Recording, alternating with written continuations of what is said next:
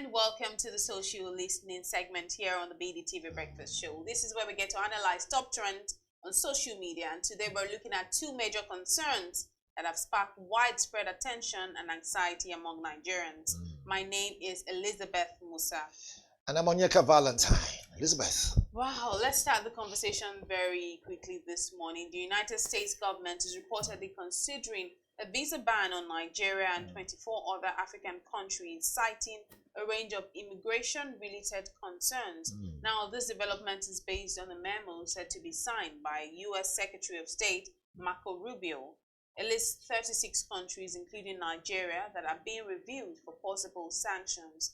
The memo outlines reasons such as weak identity systems, poor cooperation in deportation cases, high rates of visa overstays, and concerns around fraud and anti-American behavior. Affected countries have been given 60 days to meet certain benchmarks and must submit a preliminary action plan by June 18th to avoid further actions. Well, as it stands right now for Nigerians, this raises serious concerns. Students, families, and business people are left wondering how these will impact their plans. And as of now, there's been no official response from the Nigerian government, but obviously Nigerians are reacting on social media. Most definitely. Should we take the reactions on social media and come back to the conversation? Should we start the conversation and prepare the best for the blast? Well, let's social media first. Let's see what we have on social media. All right. Conversations. Senator Obina says the West makes millions of dollars from our visa applications annually. I don't see this becoming a reality. Let's see more reactions on social media. Wealth Empire says, I beg, they should select the people to ban in Nigeria. They should start from our leaders and pity the ordinary citizens. That's from Wells. Chioma says, fair enough. Maybe it will make us sit up and make Nigeria work once and for all. More reactions. Isaac Olatunde says, nobody has a monopoly of visa ban. If the US bans Nigeria, our government should respond in kind. Abacha did it and everyone did not fall, and we in fact made a lot of economic gains with the ban. Those are the reactions on social media. I'm curious to hear your own thought. Do you think that the United States will go ahead with this, or do you think it's a threat? So it is not a no-brainer. Rather, it's a welcomed, stuff to talk about right on our table. I think they wasted too much time. We've delayed too much. The eyes of Nigerians need to open to see the opportunities on ground. And for that to happen, sometimes you need to starve the horse for the horse to appreciate the hay in front of it. When you open the horse's, whatever it is, the door to where it sleeps, it goes out to look for hay outside or whatever they call it, right? Grass and everything. Meanwhile, the one in the whatever, it doesn't appreciate it. We need moves like this. Like I've said before, Nigeria is a very big country and we have hidden talents, great opportunities. But when we are used to being spoon-fed for a long time, we don't appreciate what we have. So I think that ban should have come earlier on. I agree with Chioma, right, who made it very clear that, look, the ban should come. After all, we as a people will have a way to, to adjust. Our eyes need to open. We need to see opportunities in front of us and not just see it, go with it. And not just go with it. Understand that with that, we can set up a business that will enable another person get employed. This will be bringing more people. We grow the GDP of this country. Instead of having our best brains being thrown abroad. Not because they don't want to go, but because they have found a way, or put it this way, because they see the narrative of America on social media, online, and they think America or the US, milk and honey. You just go there and you press one button and one will fall out from trees. You see, the truth needs to be told. The United States has succeeded in using propaganda to achieve a lot. And it's not a bad thing I've said, it's just a fact. Through the movies, through their movies, through songs, the music industry, everything, they have succeeded and grown their GDP, grown their economy, right? To the number one economy, if not the biggest, or number two, if not the biggest. What I'm trying to say is that they did it, right, because they had mastered the idea of the right narrative and publicity. We have to learn from that. It's not as if we're not doing what we can. We have our local content, yes, but to put this thing right, if something doesn't happen to you, you will never learn something. The only way you can project is if you're pulled back. And these are the things that needs to happen. So we'll understand and look, especially, and this goes out to those of our leaders and our politicians who are quick to jet out of the country, okay, to go seek for medical health, healthcare and everything. Meanwhile, the billions and billions we're spending on healthcare in our country, right, looks as if it's just going down the drain. You know, we're having our best brains being, taken out of the country, lack of a better term, search of a greener pastures. And because of that, we have, there's a brain drain.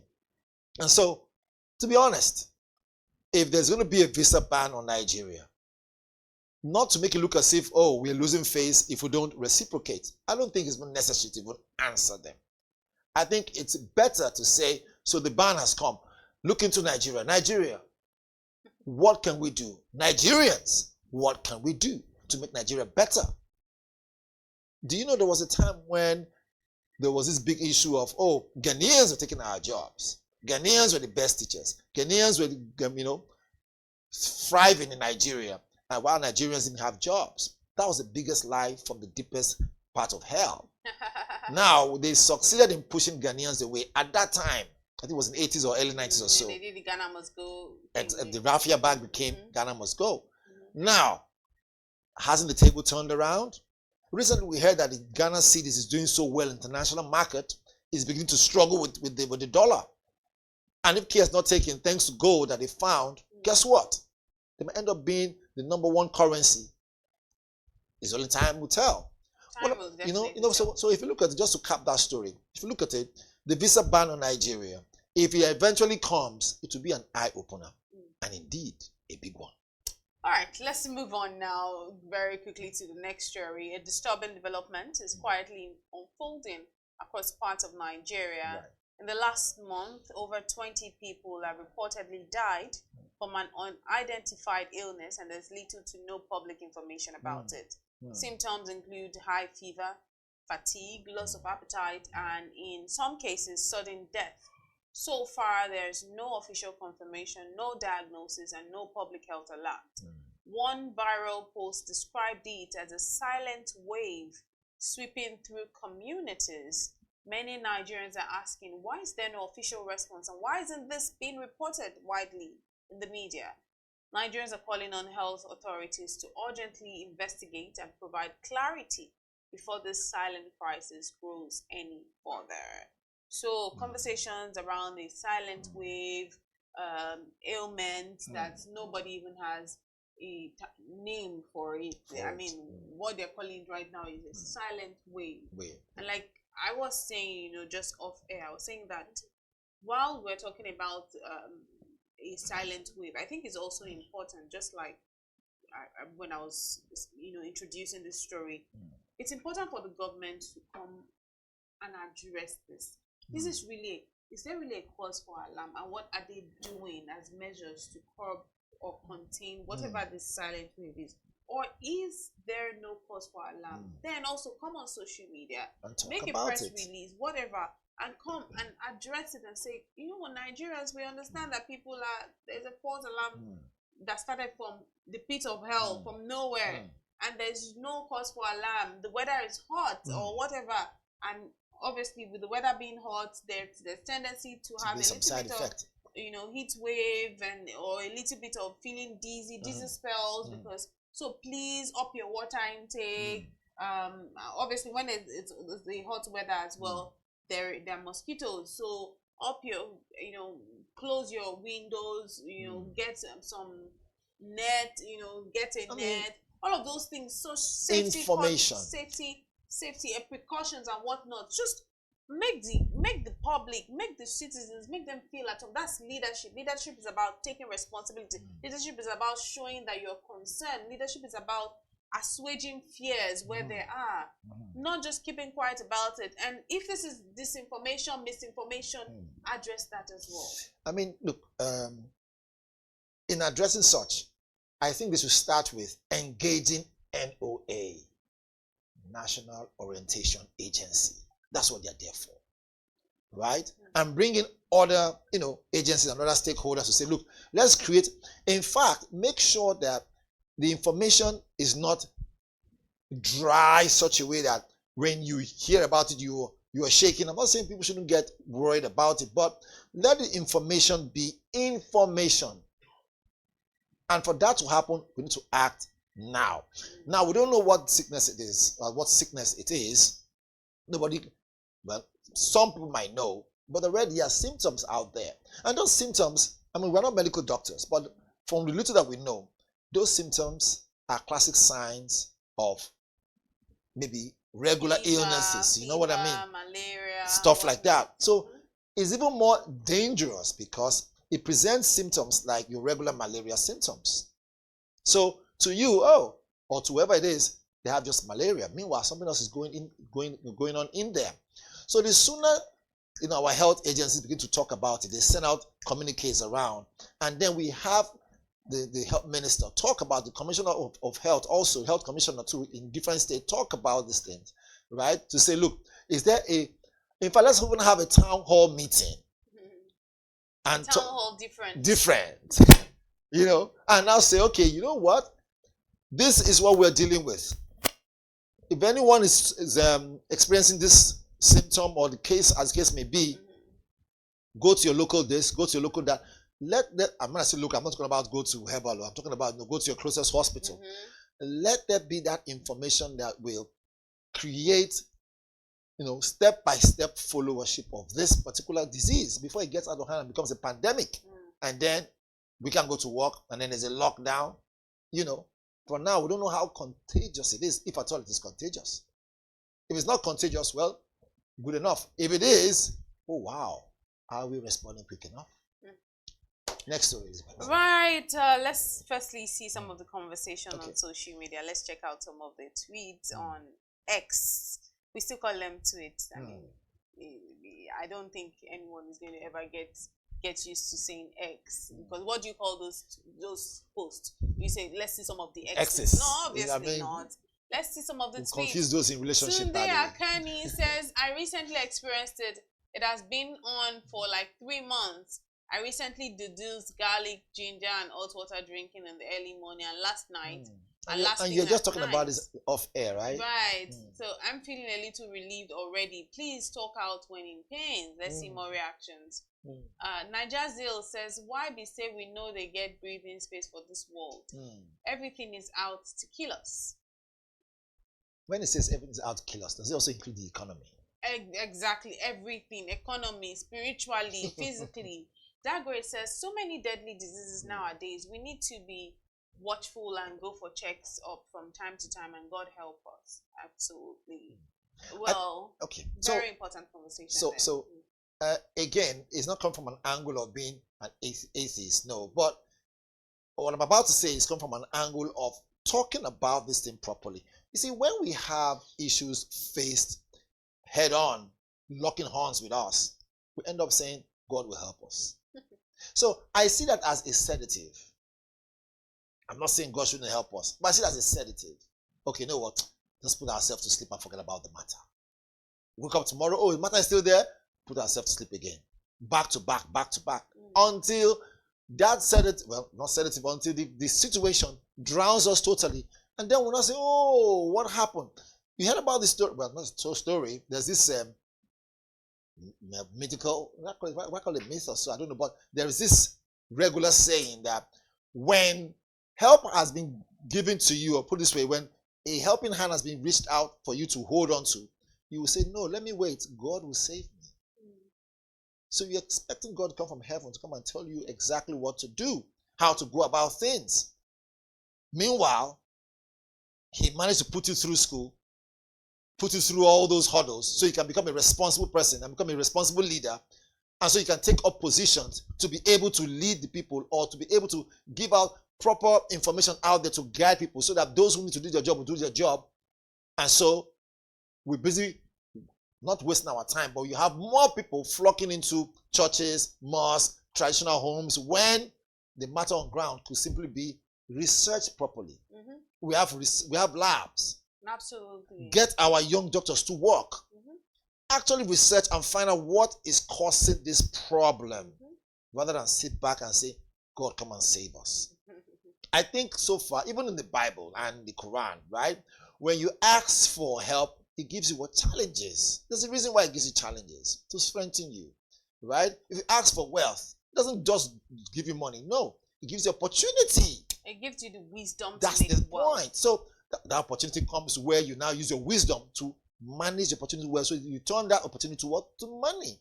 So, but the point you're making now here Right. is this: is what? So my point is clear. Whatever it is this disease is, right? There's an opportunity there for us to strengthen our healthcare system, Okay. and put people to work and say, look, it is time. We conquered COVID, didn't we? We did. So if COVID hadn't come, do you think those lacunas our health sector was facing, right? Those challenges, do you think that they will be sorted out? But we're sorted out. From nowhere, we're able to understand how quarantine and all that stuff works. And we dealt with it and dealt with it decisively. Again, we lost some people, but hey, that's life, right? Now another one is coming. We don't know how contagious it is. We don't know how bad it is. We don't even know if it's anything. I mean, I'm still on my own. I'm still on my own divide where I say we don't know if this is even misinformation. We don't know if this is disinformation. That's because another point. it's just emanating from out of the blues. So the government needs to now come and address. Is there a situation on our hands? If there's a situation on our hands, this is what we are doing, and this is how we want you to also respond. By the way, I think they are waiting for somebody from the West to come and tell us, yes, come and say, look, you know what, this is what your problem is. WHO, we're waiting for them, Abby, isn't it so? I mean, we'll just keep our fingers crossed and see how this entire thing unfolds, but hopefully there is no problem, and hopefully this is just some misinformation somewhere. But this is also a message to our viewers to don't get carried away with the headlines. Find where your sources are coming from. I mean, we are reporting because this is something that we're seeing on social media, but it's not coming from a legitimate source. There is no government authority official that's come to say this is a situation on ground or this is not a situation on ground. These are just stories emanating from social media space. So while there are concerns, this is just important right now. Take good care of your health. It's hot. At the same time, it's also very it's rainy, so there are mosquitoes. This is Nigeria, so you're prone to malaria because of mosquitoes. So try to guard yourselves. This is also a time where you might also need to buy, what are those things that also repellent, mosquito repellent, mosquito net, nets in your home. Check out for little holes. Just do the necessary precautions, and also drink lots of water. Oftentimes we forget to drink water. It's hot at the same time. If you step out, it could be it's humid, really hot. So drink water and just take care of your health. And speaking of health, June is Men's Mental Health Month, and this includes a focus on men's mental health.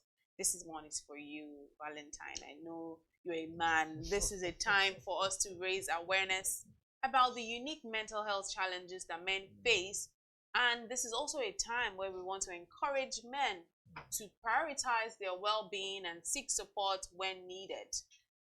It's really important. Valentine, firstly, I'm going to ask, this is me asking co-anchor today, how are you doing? How are you really doing? Or when last did someone ask you how you are really doing? So that's a good question. I'm glad that you're checking on me to know how I'm doing. Would I say I'm doing 100%? The answer is no. Am I dealing with something? I'm dealing with something. We're all dealing with something one way or the other. But like they say, there's power in the tongue, isn't it so? So we always say, as men that we're doing fine. But if we must talk about it, we'll talk about it. Statistics have shown that more than 60% of the men, if not 7% of the men in Africa, are not doing well. They might have money in the bank, but are not doing well mentally. Why is that so? Again, I said the other day, the pressure on men, sometimes, apart from it being, personal, there are other pressures that come from different angles. Now, this is excluding what the man is dealing with. maybe life has thrown the death of a loved one or loss of a loved one or something at you. I mean, I lost my mom last year. There's never a time there's never a time that one can get used to these things. Never get used especially to when you love the person so much. Mm. I still deal with it. Yes, and I always own up. Sometimes I have my quiet moments. I just go think about it. I'm like, okay, I'm not going to see my mom any longer. You could shed it here, but again, what you do is that you still come back and say, okay, so you are a man. You were brought up by a man.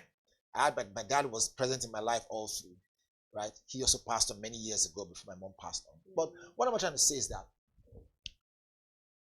to answer your question, how am I doing? I want to represent all the men out there and say, men, what would you say is your biggest challenge so far? I can tell you for a fact.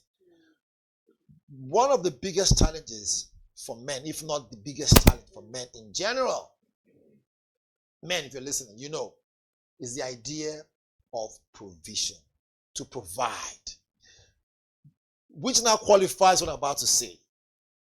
That, and I said it last time, a pet could be loved unconditionally.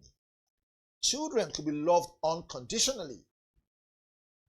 The wife, women could be loved unconditionally. But a man is loved on the condition that he provides. This is how the system has designed it to be. Now, I'm not saying women are the weaker vessels. No, we've seen situations where women can carry the family and carry the family well. Okay, but then again, traditionally, right, it is designed that the man provides, creates shelter over the for the home, for the house to be a home, right? So the woman comes in and complements him. It becomes a partnership. But men go through a lot, which is why when you see a man comes back from work, you don't know what he has dealt with at work, along the way to work and back from work. So he comes home. He doesn't want to come and meet a nagging wife, no matter what the situation is, even if she also works too. What every man out there wants, and this men out there they will testify to this, men want respect. Women want, right, security. And so if you look at it, if man wants respect, women need security. In other words, love them and love them well. Okay, provide, which is key. Those primary responsibilities, once something happens and one of them, there's a bit of shake somewhere, you realize that the man takes the whole brunt. Why? Because he has to step out to be the man of the home, isn't it so?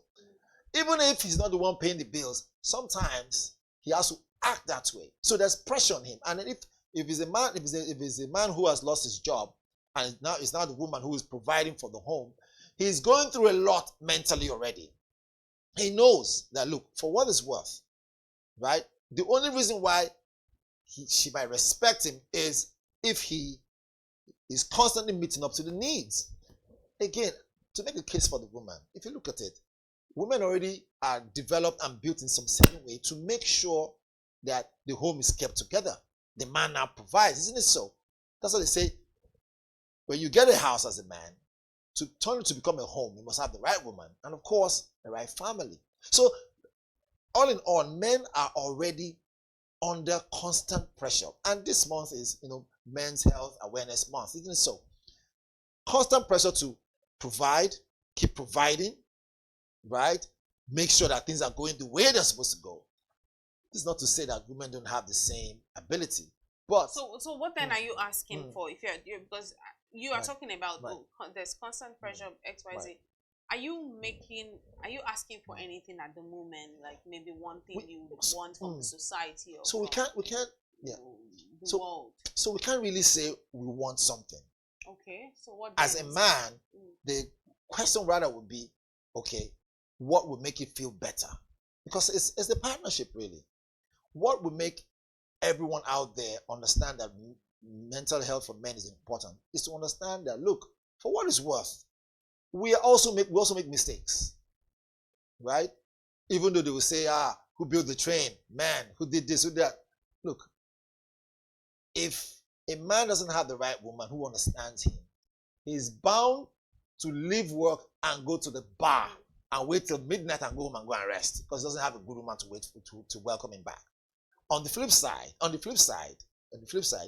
man has a great woman by his side. Trust me, half of his problem is already solved. I beg to also differ on that part where you said, oh, if a man has a good woman, if he doesn't have the right woman, he might, if he doesn't have the right. This is a very good topic, so let's fire on. If he doesn't have the right woman, he could. I'm trying to because you said something about if he doesn't have if a man has a right woman that will make him look forward to going home. Doesn't have a right woman, he could as well go and grab a drink with his friends up until the night. I'm going to differ on that because there are just some men that are just irresponsible. Irresponsible is the word. It goes both ways. Some men, really. no, let me just complete my statement. Some men have the you don't learn things overnight. You can see, you can definitely tell a person's upbringing from certain things. So you don't many things. I can tell your upbringing just by maybe like observing for a while. I can tell. Same way, like generally, you can really tell certain things, or you can tell a person with a good upbringing for just certain things that they do.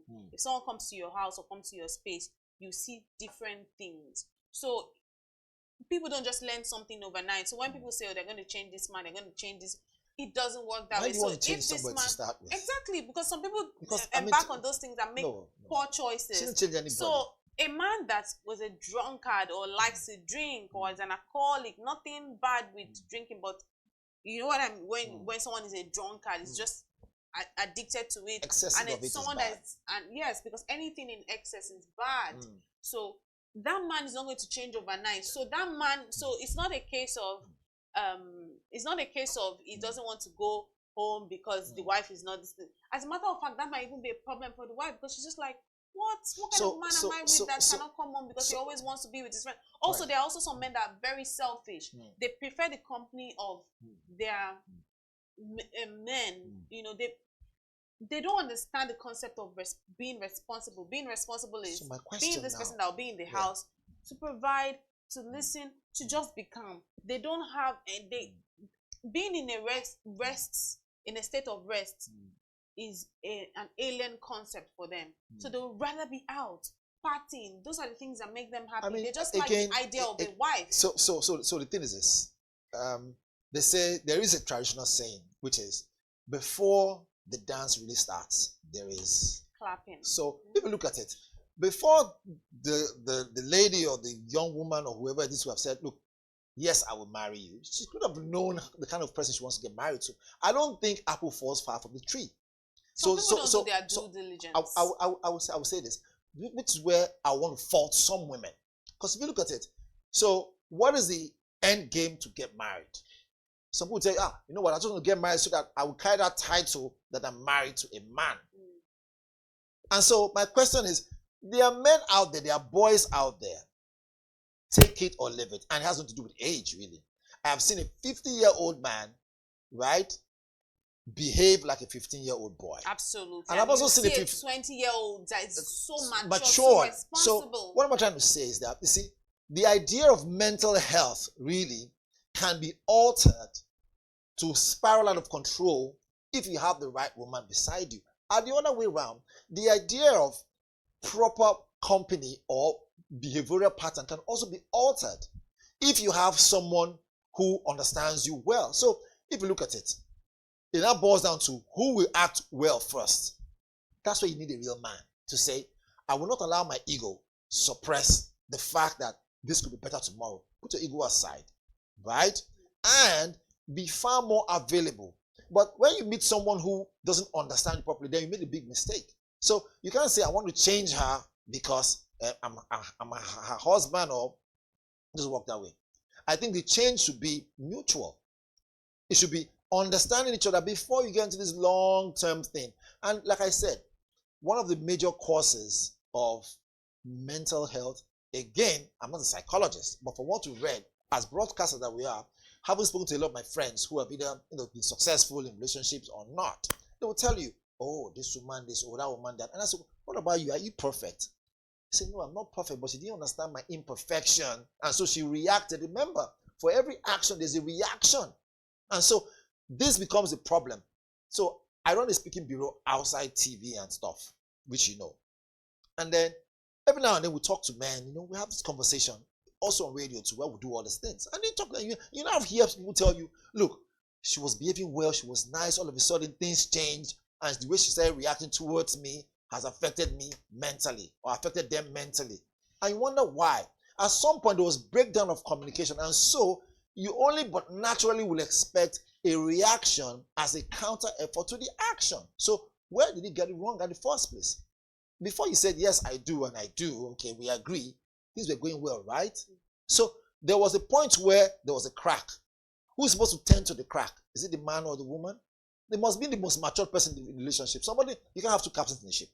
And so, unfortunately, sorry to say this, we are in an age where, you know, most women want to be the man. Right? And no man wants to be encapsulated. I'm just telling you. Men are not designed to be encapsulated. Any man who feels, you know what, I want to run the second fiddle, it's not a bad thing to do that. I'm not saying that you don't have women who are strong. It's good to be strong. But I'm saying two captains can run a ship. And because of that, some men are suffering silently. Remember, it's mental health for men. Sorry. Okay. I'm not making a case saying that for bad behavior or bad behaved men. Okay. I'm making a case for men who are going through mental issues and not willing to be open, willing to talk about it, right? The reason why they don't talk about it is because they don't want their friends to look at them as weak. No, I actually don't want us to digress because you were making a case about men, women, maybe a man. But it's not says, so it's not a marriage counseling. Yes, exactly. I want us to stay on course. Exactly. And then I'll go back to the point where I'm going to. But I just wanted to quickly address something where you talked about, men, women. Oh, she said she was good before and then she changed and all of that. I think people also need to know that a marriage is not supposed to provide you happiness. Please get me correctly. We're not marriage counselors. Yes. So let's leave that part. You have to be in and out of yourself. Be a happy person before you even enter into a union. Because if you're not a happy person, or if you are not, complete in yourself, you're going to be finding completion in that person. You're going to be finding happiness in that person. And if that person cannot provide it because they are also going through their stuff, then there's a problem, because you will not now be people get into this thing they call marriage and relationship to look for happiness. Yeah, there are people that say, and you know what we'll do? Yes. What we'll do? We'll get a marriage counselor, and we'll get someone who understands how to deal with trauma when things don't go well on this show. We have to get that. So the person will create a balance. But I also need to say that men, when we talk about men's mental health, which is important, there is something that I realize that many men don't understand the concept of, or don't readily buy into. Generally, good thing, I'm grateful for the kind of men in my life, the kind of men that I happen to associate with. They understand the concept of mentorship. Every single time I'm speaking to men, I'm sure I've had a conversation with a couple of people even in this office. Every single time I'm speaking to men, I'm saying to them, do you have a mentor? Do you understand what's mentor? I remember there's even a friend of mine who you probably know seems to be, I should call my mentor the best. I'm like, look, it's really important to have women, maybe not all women, but generally more women are more receptive to having mentors. You see every time you see programs or mentorship sessions, maybe they might not give you that title, but that's really what it is, where there's a group. No, I'm just going to complete. Okay. But there's a group, and then you know that there's this person that you can speak to. There are sessions even in church where they address certain things about being a woman, being a... No, it doesn't matter. Women, it's about ideals, just certain ideals, things that make you a better lady, things that, life advice, career advice, all of those things. Just having that person that has been there, done that. But men don't understand that concept, and that's why there's a problem. So on the contrary, men actually understand it. Many men don't. So you see now, let's assume the ratio is 60 to 40, for instance. Say 60 men don't understand it, and 40 men do.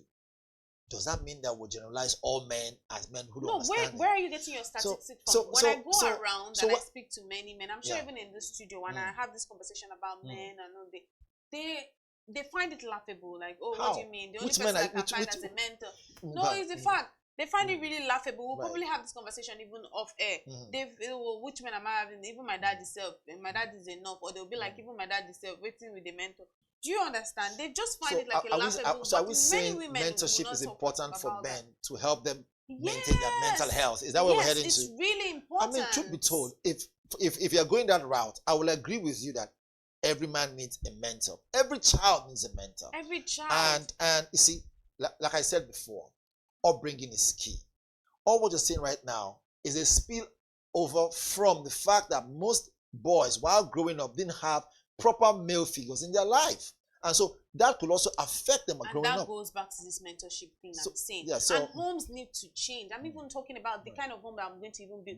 You find things have changed now, whether we like it or not. You did mention something about women. Yes. The ball game has changed now. So has it changed? To what? A lot of things have changed. To what exactly? Now. The dynamics of things have Which changed. Is the way our parents. We talk about it right on this show. Which is what? The way our parents will handle certain situations or the kind of exposure that they had. Right. It's different. On that note, there's no note. It's on really different. If we continue like this, we will not end today. Homes, right. You find the sister. She's washing plate. She's cooking. She's but the man will be the boy will be playing football. No, that's a cake now. I mean, we can't. Now it's still happening. Again, it all depends on the family background. You will now see posts on social media say, "I can't marry a woman that cannot cook." Things have changed. You should learn how to cook because things are tougher now. The amount that my dad used to buy things or buy a house or do it has changed now. So everybody is working. So how are you not wicked that your wife will go out all day?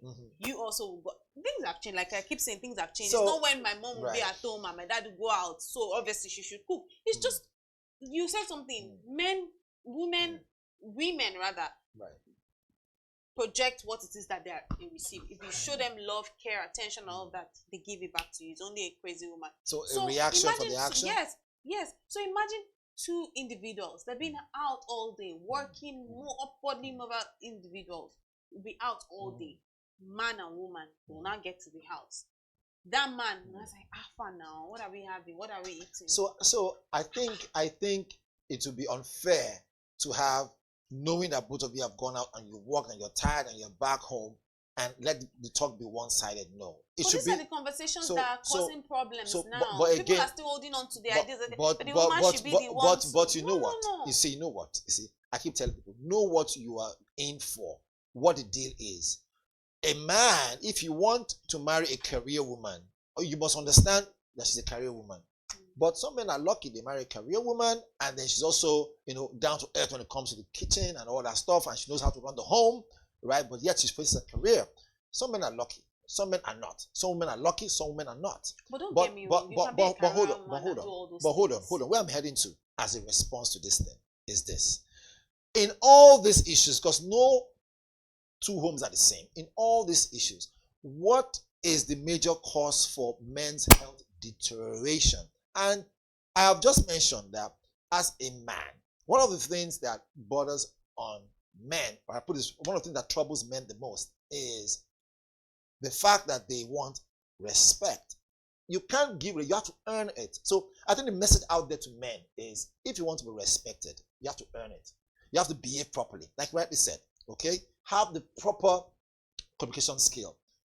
Most men who are 50 have the mentality of a 15-year-old. Let us stay within the context of the conversation, right? So it's not all about age, although experience does matter. Make no mistake about that, okay? But where I think we should cap this conversation is, men, understand that if you want the best out of your spouse, your action will beget reaction. And that reaction might be something that you might not like. It might begin to push you down some level where you begin to experience some mental decline and all that stuff. At the same time, women understand that it's not every time that the man might be upbeat and ready to give you exactly what you want back and forth. You must understand the good and bad period in which the man is going through at that time. Because see, let me tell you something you don't know. Men rely on women for mental stability. It's important you know this. That's why I said, for us to do justice to this particular topic about men's health, we need to have a psychologist come on the show and explain to us. In fact, that day we'll have a psychologist and also have, someone who's also what's the word I'm looking for? Someone's a counselor, right? And then you will now hear from different angles and see what causes this particular issue. For now, we're just making, wagging our chin, talking about it, and then making it known to our public that it's important to take it easy on men. Some of us are going through a lot, but we're strong. We're strong. While you guys are being strong, my own final take on must today, there be a final take to nail today's segment. Right. Okay, must there be? I need to pass this point across. Is Right. Men need to really need to understand the concept of mentors, and they need to open up to having mentors. Okay. Men also need to learn to open up more. This traditional toxic masculinity perspective of, oh, man up. Man up is, to me, a true man is a man that can cry, a man that can open up, a man that I'm not going to look at you as a weak person. That's the thing now. So men are worried about being seen as weak, especially when you. But that should change. For it to change, conversations like this with the right people who are far more qualified will come in and have that conversation, and it's a continuous thing. And that's why I said that's why my final suggestion would be that men should be open to having safe spaces. Good thing now, I think that there are a couple of them, but they are still not welcoming. Men they still find it laughable. Would you owe this thing to traditional beliefs? Yes. So I had a friend. So you see that it's difficult now to do justice to this thing when we've not even touched those areas, because some traditions will tell you a man. Who's focusing on tradition this day and age? Why not? We have culture. Where we're coming from. In this day and age, right? If you are not able to sieve things, then I don't know what you are doing with your life. Whether as a man or a woman, if you are not able to sieve. Yes, no, obviously. Look, they say tradition. So knowledge. Hold on. So knowledge, right, is transcendent, and obviously knowledge comes from different angles. We, as Africans, right, we have our cultural backgrounds.